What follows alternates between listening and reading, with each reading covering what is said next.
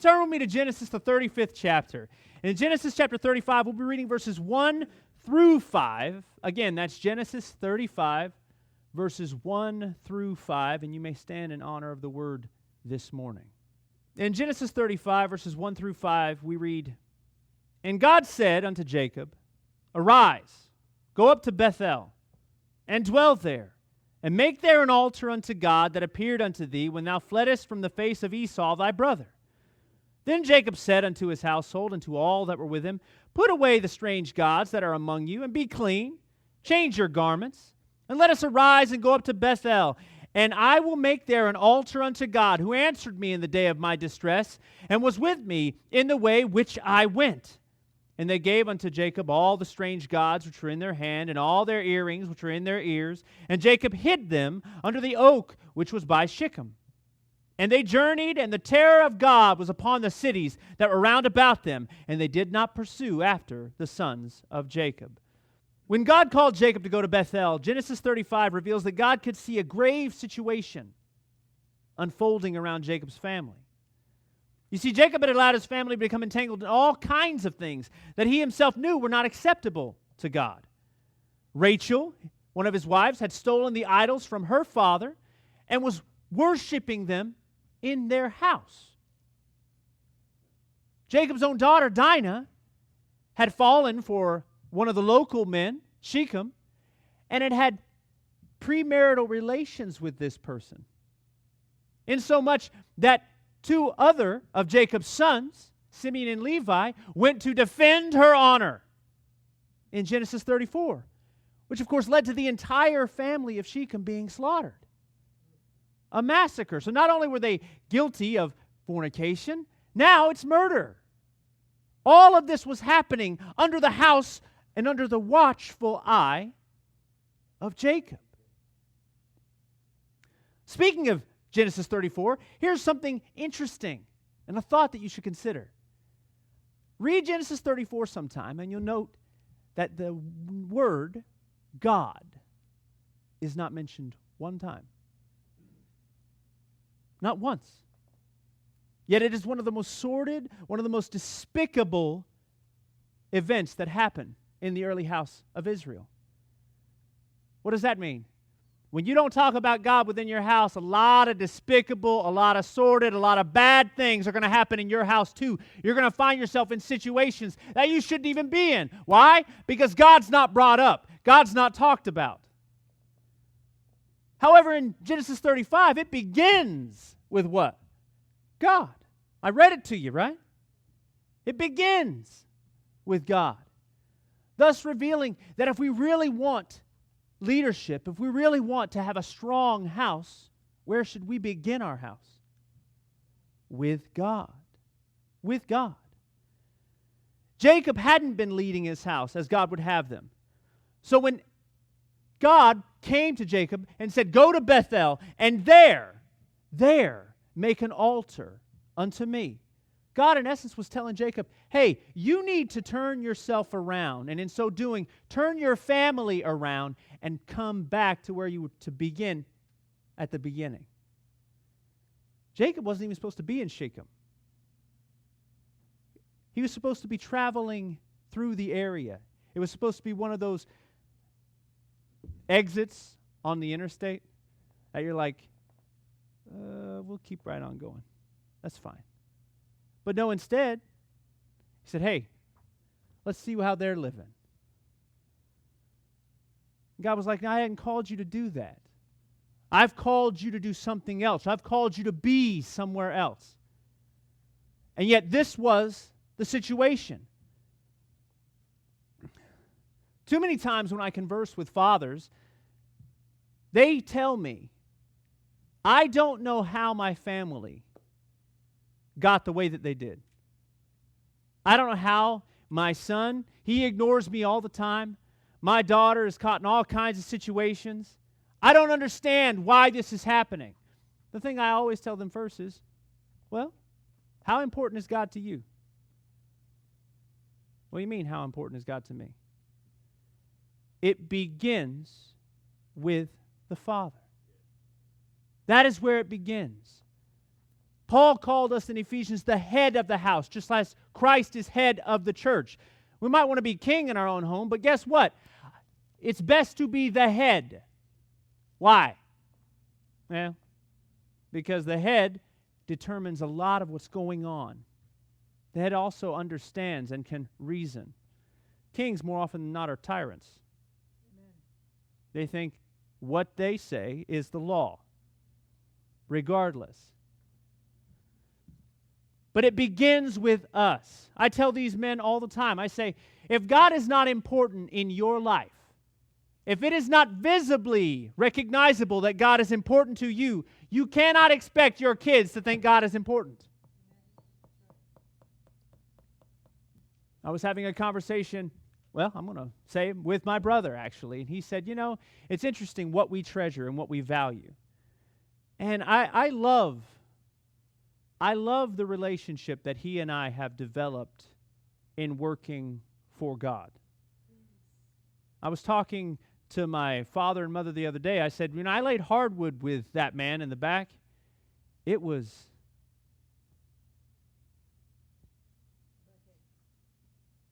Yeah, we were butt heads. That's right. We weren't button heads. We were butt heads. Constantly. We embodied the phrase at our birth that was prophesied over us. I'll give you two sons, one adverse from the other, opposite, almost enemies. But I realized that relationship was because that was our work. And we had ways that we wanted to do it. I had my method of doing things. He had his method of doing things. And even now, in our relationship, when it comes to this, when those methods start to reveal themselves, we have grown up a little bit. We no longer are butt heads, but we say, that just kind of rubs me the wrong way. I'm just going to be honest with you. That's just rubbing, it's like, parting my hair to the side, or as I do with my wife all the time. Sometimes, any women ever tease their hair? Ever tease their hair in their life? Now, some of y'all lying. Come on now. I'm an 80s guy, but I even tease my hair every now and then, only on special occasions and only to make my wife laugh. Yes, because when I do, it is huge. Like Kentucky hat hair. It is big old hair. Kentucky big hair. My wife had to correct me because she's the Kentucky lady. I'm still the Florida boy. But when we get into situations like this, we're teasing and we are poking at each other. We have to realize that there's a reason for that discord. There's a reason for that problem. The reason for that problem is, once again, the same reason that was found in Genesis 34. God's not there. God's not. He's absent from the situation. And that's what I tell these men. I tell these fathers. I say, make God important. Make the treasure of your life God. And what will happen? Well, they'll see that importance. Oh, and they'll just start thinking it's important? No. But someone has the ability to make them realize it is. That someone is the same someone who made Pharaoh realize that he is. Yes, we can talk and we can discipline and we can tell our kids all the livelong day, this. But God is the one that touches the heart. God is the one. Well then now, Pastor, what you're telling me right now is that it's futile for me to do. It's futile for me to do this. I mean, if I can't do it, then and only God can do it, then why would I say it? Because God acts upon your action. God honors your action.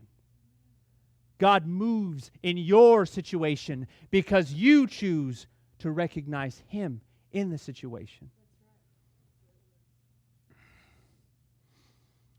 Far too often, they think, well, I mean, I can tell them, and that'll be okay. But the biggest problem that we have today with parents is that they've forgotten what Solomon called us to be. Solomon never called us to be instructors. He called us to be trainers. Solomon in Proverbs said, train up a child in the way they should go, and when they're old, they will not depart from it. The difference between teaching and instruction and training is quite simple. It's something that my brother revealed to me. It's being okay to fail. When you look at a situation, like he mentioned earlier, with a carburetor. Have you ever taken a carburetor apart before? I haven't. Had he? No. Did it work? It's a work in progress. See? But here's the thing. That very act instills within kids what? A desire to push forward. Are they always going to get it right? No, they're not going to get it right. But the point is, I am trying to do this. I am trying. The same as our walk with God. When they see that we are trying to walk forward with God, are we always going to get every step right? No, we're not. We are not going to get every step right. But simply that act of stepping forward and moving forward towards God, our kids see that. And they go, man, he's not just telling me that God is important. He's not just telling me to pray. He's doing this. I can see that he's doing this. All the time. Now that I'm a father, I can say all the time because I have experienced all the time. What's that question all parents loathe? I'll give you a clue. Hey, she already got it. I'll give you a clue. It's summed up by one letter in the alphabet. And it ain't Q. Why? Why? Oh, you can't go out there and play basketball right now. Why? Because I said, well, it's funny you should say that. Because I have kids that say, because I said so, it's not a reason. Oh my goodness, we got a bunch of them in the house this morning. A belt will make it a reason. Because I said so is not a reason. We have to have more than just because I said so. We have to show them, you do this because I do it. You do this because it is important. Why is it important? Because the things that happen in our life, when God moves in our life, when God reveals something, when God does something, why do we hide it from our family? We're more than happy to talk about all the bad things going on. Sometimes my wife and I will talk about it right in front of our kids. Oh, I can't believe this is happening and that's happening. And we'll get in a borderline argument, right? Shame on us. God moves in a miraculous way, and we're hush-hush about it. Hush-hush. Sometimes we're to the point where we can't talk about it because it involves personal details. I hate to break it to you. You know how they say devil's in the details? God is in the details. God is in the details. He says, I'm going to work it out in a way that no one can deny that God is involved. And God is in the details. It has to be a situation in which people go, man, there is no way that that could happen. Man, goodness. This brings to light the truth of Jacob's situation. Jacob could see when God said, hey, you need to go back to me. This path that you have been leading your family on through Shechem ain't done you a lick of good at all. Look what's happened to your daughter. Look what happened to your sons. Look what your wife is doing. You leading your family is causing this situation to happen. So let me tell you what, Dad. You need to turn back to me. How in the world can we lead our families appropriately? How? What gives us the qualifications to do that? I don't have the qualifications to do that. I'll be honest, I don't. But God can take even a underachieving student like myself and allow me to help guide them. We think we are leaders. We think we are kings. We need to be the instruments that God can use to point our families in the right direction. Something interesting about what happens in Genesis 35 is when Jacob realizes now all of this stuff is going on, and he says, you know what? I'm sorry, God. I let every bit of this happen under my own roof. I let it all happen. The Bible says that he told all of his family, take all of the strange stuff, all of the gods, all of the idols out. Take all the earrings out of your ears. Take all of this stuff. Give it to me. Clean your garments. Wash yourselves. For we're going to go to God. We're going to go to God. Interesting moment. This is a man who's being what? Led by God. Instead of a man being what? Led by other people. How do I know this? Because there's another situation in which earrings and precious items were given to a man. But instead of them being buried. Now, what is bury something? It's to symbolize death. That's what it is. When you bury something, it's done. Right? The Bible says that Aaron received of all of the Israelites earrings and gold and silver. And instead of burying it all, he made it into a god.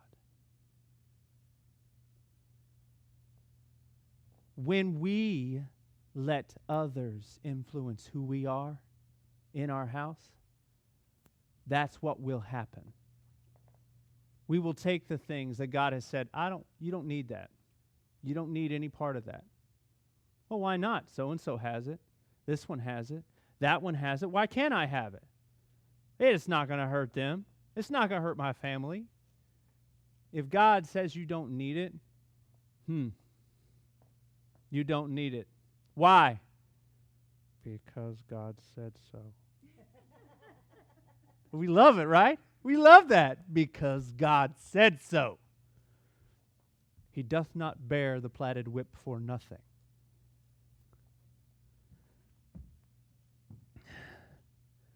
But now some of you are sitting there thinking, I'm not a father. How does this apply to me? Well, I alluded to that earlier, but if you need a better reference of how it applies to you, you need to look no further than Joseph. For Joseph also was not a father of the most important boy that would ever come to this planet. In fact, there was an occasion in which this boy had disappeared for 3 days. Joseph and Mary frantically looking for him. And when they finally find him, he's in church. And they say, "Where have you been? Have you not known that we've been worried sick about you?" Now, I know some people might be like, man, it's been 3 days. That ain't the best parenting in the world. But you have to understand that back in those days, they traveled in big caravan style. Have you guys ever taken a trip with extended members of your family? A big trip that involved more than one vehicle? Nice. Some of you have. Others who haven't, you ain't lived yet until you do. Yeah. Because there are tests and triumphs that take place when you take a trip with extended family. Let me be the first to say, I didn't understand it either. How could someone lose a kid for 3 days? How could it? And then I took a trip with my brother and his wife and their kids and my kids, and I realized, man, when we're all going to the same place, kids will jump in this vehicle, they'll jump in that vehicle. Before you know it, you're making phone calls. Hey, do you have this one? Yeah, I've got that one. Oh, okay. Do a head count for me, please. You know, we have phones. We have phones that play the watchdog in this situation. They didn't have phones back then. They just assumed, since they were all coming in to be counted, since they were all coming in to be identified and recognized as members of the family, they just assumed they were with him. But no, he came back, and boy's standing there, and he says, "Why have you done your mother like this?" I'm sure that's the way Joseph was. He's like, why? You don't see how worried she is?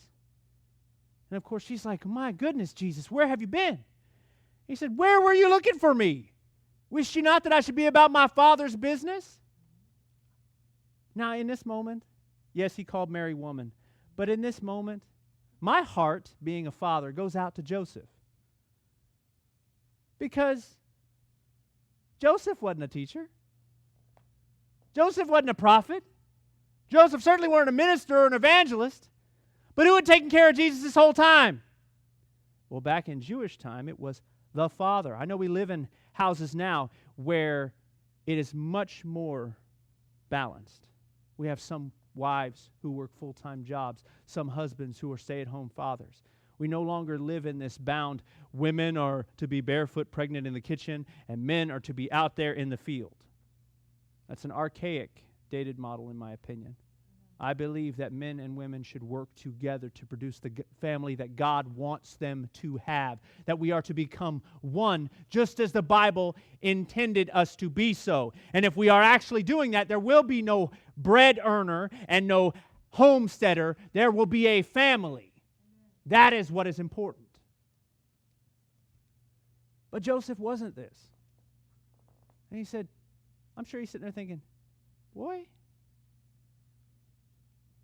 if I am not your father, then who is? You're only alive because of me. Yes, I found this woman who was great with child, and your mama is a nice looking lady, but let me tell you, I didn't do that. By all rights, I could have said, no. You know, baby on board, I'm not about that life. I'm not just getting married to a brand new mess of problems. There's going to be twice the number of issues. I left my job. I left my career to go into Egypt, a strange place, just to take care of you. Tell me then, if I'm not your father, who is your father? I'm sure these thoughts were going through Joseph's mind. But the Bible reveals that he didn't argue with him. He just sat there patiently. That was because he realized, I may not be your father, but God has placed me as a guardian in your life. And right now, I am responsible for where you go, for what you do. I will hold an account. One day, we as parents, we as figures in our children's lives, will hold an account for where our kids have gone, what our kids have done. We will. God will say, what did you do with that I have given you? No, he won't do that. Really? What about Matthew 25 then? When the master gave each of his servants a talent. 1 talent, 2 talents, 5 talents. Then straightway took his journey. What were they, those talents? They were the master's goods. Who were responsible for them? The servants whom he had given them. I hate to break it to you, but children are the heritage of God. They belong to him. So if your talents, if your skills, if your money, if these things that God has given you, if even the salvation that you have been given doesn't belong to you, it belongs to God, and you'll be held accountable for what you did with it, mark it down. You'll be held accountable for how you behaved around these little kids. The kids in your life. You'll be held accountable for that. That's why it's so important that we should train them up in the way that they should go.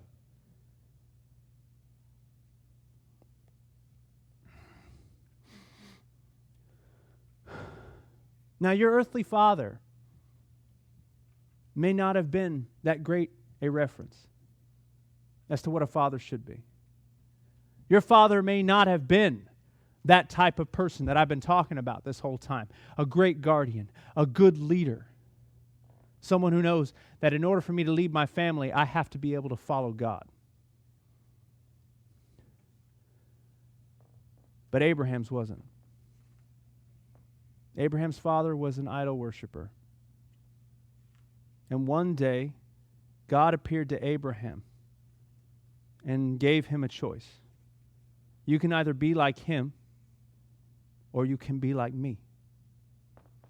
Get out from among your father's house and from among your family and go into a place that I will show you. And behold, I will receive you and be a father unto you. We've also been given that same opportunity. But we are responsible for that we've been given. Now, during this time, we like to celebrate it with our families. We like to celebrate it with all that God has blessed us with. And please do. Enjoy this. All that God has given you. But be mindful of what God has given you and the responsibility that you have in that. Although it started with Abraham, it was Jacob who became the father of the mighty nation of Israel. A nation that was on the brink of looking like a Jerry Springer show. It was. I mean, come on now. Until God said, look, man, you can't do it. You need to let me help you. As fathers, we will fail if we don't let God help us. As figures, as guardians, as those who are shepherding over the smallest and most impressionable beings, we will fail if we don't let God guide us in this.